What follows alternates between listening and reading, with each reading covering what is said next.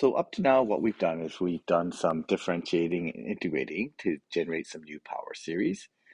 We've also substituted into our basic power series to get some new power series as well. Okay, so we substituted or we've multiplied this basic series and we've generated some new functions. So when we have these power series, so this is our power series generalized. So we have our coefficients A1, and we generalize it like this. What we can do is we can integrate and differentiate these functions, okay, these polynomial functions, and not only that, the generalized series functions. And if the series is continuous and differentiable within its radius of convergence, then differentiating gives us these functions. So we can differentiate this. So if you take a look at what we've done here, we have our A1 term when we A0 differentiates to 0, so it disappears. Our A1 term becomes the constant then.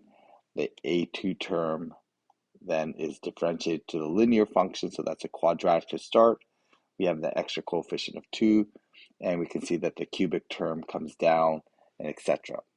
Now, one thing we do have to worry about is when we differentiate, we do have one less term in the derivative than in the original f of x, so that we just have to be careful because we're going to start with n equals 0 in our derivative, and then we start with n equals 1 just to account for that. So we just have to be a little bit careful there.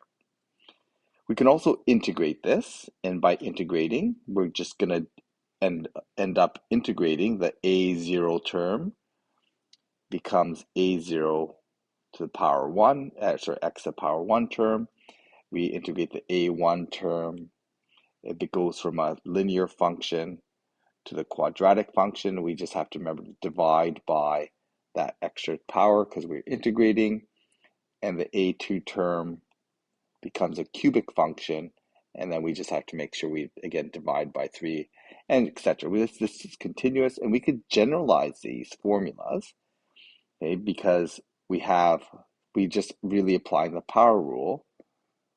So we're applying the power rule from here. We're applying the power rule to get to here. And we're applying the power rule for integration to go from the general formula to there. Okay, and we're not going to worry too much about the k, but when we integrate, we're going to have that k value. So notice that we can do this term by term. Okay, what we've done from here to here is term by term, but we could also do it with the formula, the generalized formula that we've done from here down to here, differentiating, or down to here, integrating.